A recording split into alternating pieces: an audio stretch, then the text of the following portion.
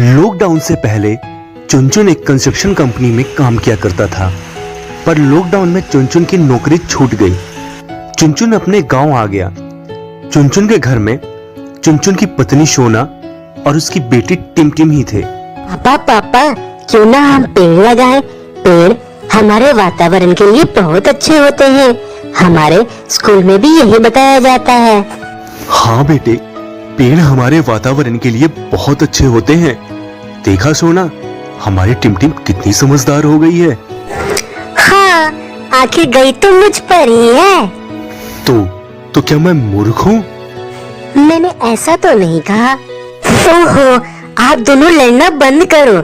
चलो हम पेड़ लगाते हैं। हाँ, चलो बेटा टिमटिम, हम लोग पेड़ लगाते हैं।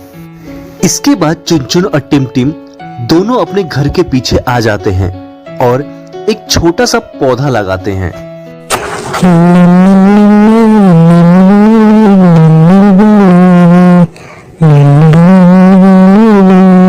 बेटा टिमटिम, अब तुम रोज इसको पानी देना। देखना, एक दिन ये बड़ा होकर हमारे ही काम आएगा। हाँ पापा, मैं रोज इसे पानी दिया करूंगी। धीरे धीरे पौधा बड़ा होने लगा और 2 सालों में पौधा पेड़ का रूप ले लेता है। पेड़ आम का था। गर्मियां भी शुरू हो गई थी। पेड़ पर आम भी लग गए थे। इधर चुनचुन को अभी तक कोई काम नहीं मिला था। चुनचुन घर पर ही रहता था। एक दिन चुनचुन पेड़ के नीचे बैठा था। क्या किया जाए, काम का भी कुछ अता पता नहीं चल रहा है। घर भी चलाना अब मुश्किल हो रहा है। चुनचुन, तुम इतने परेशान मत हो। चुनचुन इधर उधर देखता है, पर उसे कोई दिखाई नहीं दिया। ये किसकी आवाज थी? कोई दिखाई तो दे नहीं रहा है। तभी पेड़ फिर बोला, चुनचुन, इधर उधर क्या देख रहे हो?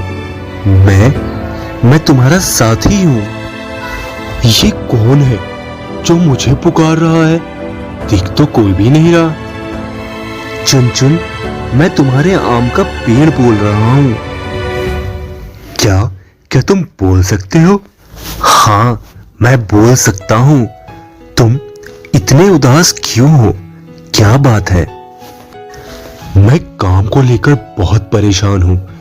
लॉकडाउन के समय से ही मेरे पास कोई काम नहीं है। घर चलाना भी मुश्किल हो रहा है। चुनचुन, तुम चिंता मत करो।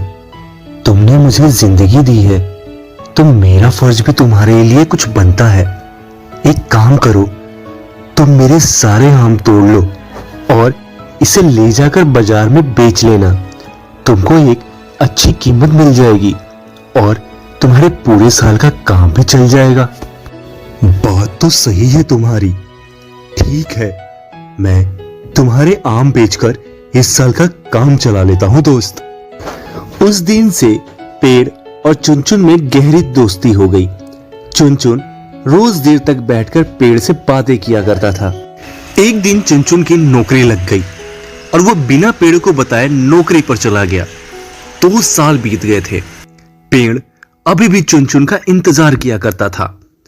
अचानक 2 साल बाद चुनचुन गांव आता है। चुनचुन की नौकरी फिर छूट गई थी। चुनचुन पेड़ के पास गया। तभी पेड़ बोला, मेरे दोस्त, 2 सालों बाद आए हो। मैं कब से तुम्हारी प्रतीक्षा कर रहा था। क्या तुमको मेरी तनिक भी याद नहीं आई? मुझे काम की बहुत चिंता रहती है। मुझे अपने परिवार को भी देखना है। इसके अलावा मुझे कोई बात याद नहीं रहती। मेरा घर भी टूट रहा है। कहां से लाऊं मैं पैसे घर की मरम्मत के लिए? मेरे दोस्त, मेरे पास पैसे तो नहीं है, पर तुम मेरी टहनियां काटकर इससे अपने घर की मरम्मत करा सकते हो। हाँ, ये तो बहुत बढ़िया आइडिया है। चुनचुन पेड़ की टहनियां काट लेता है और अपने घर की मरम्मत करा लेता है। चुनचुन घर रहते हुए भी पेड़ के पास नहीं जाता। 1 महीना बीत गया। चुनचुन फिर पेड़ के पास आता है। कैसे हो मेरे दोस्त? बहुत दिनों बाद याद आई मेरी।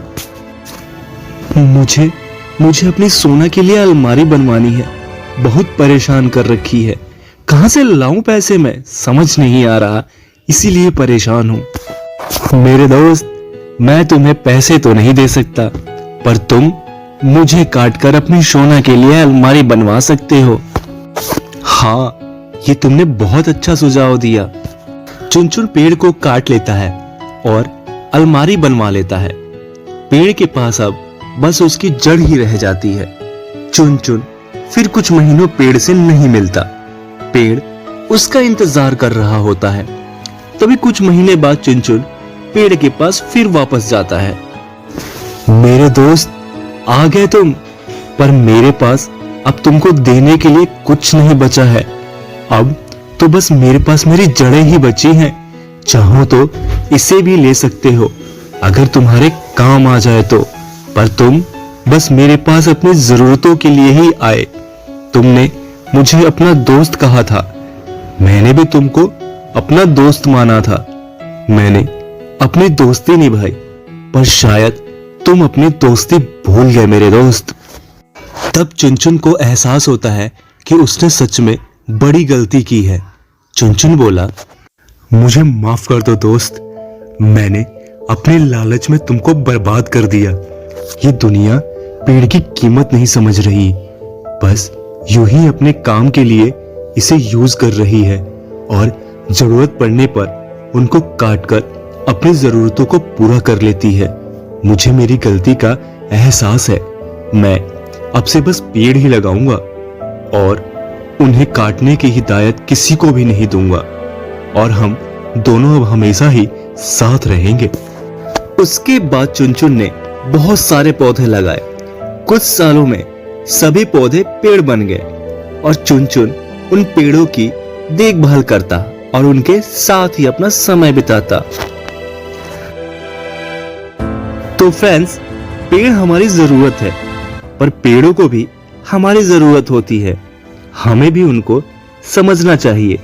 पेड़ काटने से हम अपने आप को ही नष्ट कर रहे हैं, इसलिए पेड़ों को काटना बंद कीजिए और कोशिश कीजिए कि अपने आसपास एक न एक पेड़ या पौधा जरूर लगाएं। आपको हमारी कहानी कैसी लगी हमें कमेंट करके जरूर बताएं। वीडियो अगर आपको पसंद आई हो तो वीडियो को लाइक करें, शेयर करें और चैनल को सब्सक्राइब करना ना भूलें, ताकि हमारी अगली वीडियो की नोटिफिकेशन सबसे पहले आपको मिले।